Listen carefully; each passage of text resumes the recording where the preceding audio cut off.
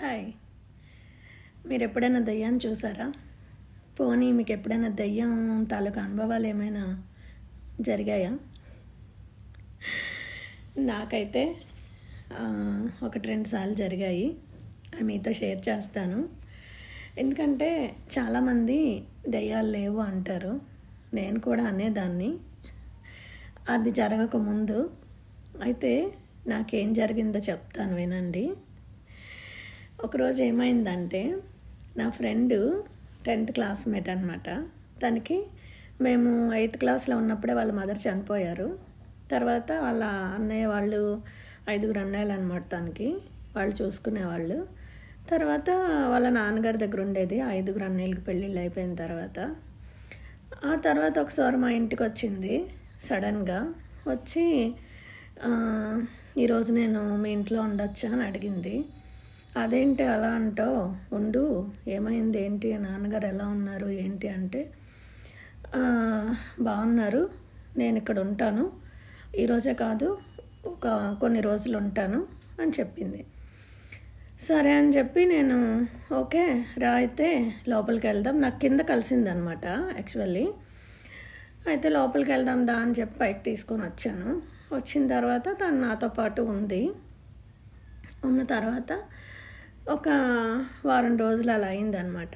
అయిన తర్వాత నాకు ఏం చెప్పిందంటే, సడన్గా నాన్నగారు మొన్న చనిపోయారు అని చెప్పింది. అదేంటి చెప్పలేదు కదా, ఆ రోజు మీ ఇంటికి వచ్చిన రోజే చనిపోయారు, నేను నీకు చెప్పలేదు, ఇంకా అన్నయ్య వాళ్ళ ఇంటికి వెళ్ళలేదు, ఇక్కడికే వచ్చేసాను, నాకు నువ్వే గుర్తొచ్చావు, నేను నీ దగ్గరికి వచ్చేసాను, ఇంక చెప్తే నువ్వు రానిస్తావో రానివ్వో ఏంటో అని నేను చెప్పలేదు అని చెప్పింది. సరేలే, పోనీలే, అప్పటికే 1 వీక్ అయిపోయింది. సరేలే అని చెప్పి ఇంక నేను పిల్లలు ఇంట్లో ఉన్నాం. అయితే ఒకరోజు ఏమైంది, అలా ఉండేది రోజు మాతో పాటు.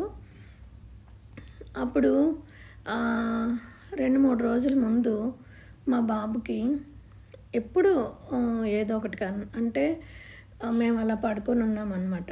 పడుకొని ఉన్నప్పుడు వాడు ఆ కింద ఆ రోజు పడుకున్నాడు పక్కన చాప వేసుకొని మా బెడ్రూమ్లోనే.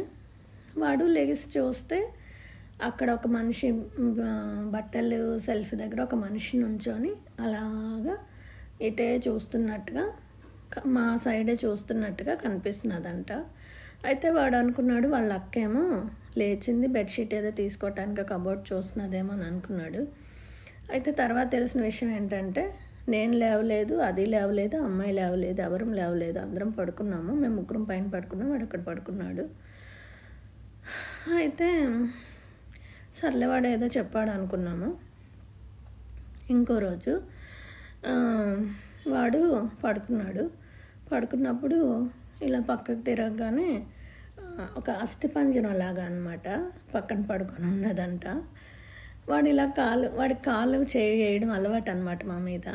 ఆ రోజు అలాగే కాలు వేసేసరికి ఇలా దుమ్ముల్లా తగ్గి ఏంటబ్బా అని చూస్తే వాడికి అస్థిపంజరం లాగా అనిపించిందంట. సరేలే, వాడు ధైర్యంగా ఉంటాడు అనమాట, వాడేం భయపడ్డు. వాడేమో సరే అని ఆ నిద్రలోనే అటు తిరిగి పడుకుని పోయాడంట. అలా ఎలా పడుకున్నావురా, మేమైతే దెబ్బకి నిద్ర అంతా వదిలేసి కైమని మొత్తుకునే వాళ్ళ అంటే, ఆ టైంలో ఎవరు లెగుస్తాడులే అని చెప్పి కల ఏంటో అని అలా అటు పడుకుని పోయాను. సరే, ఇది అయిపోయిన తర్వాత ఒకరోజు, ఆ రోజు ఒక 2 రోజులు అది ఇక్కడ లేదు. తర్వాత మళ్ళీ ఒక అమావాస్య అనమాట ఆ రోజు వచ్చింది. నాకు అమావాస్యను ఆ రోజు తెలియలేదు, మరుసటి రోజు తెలిసింది.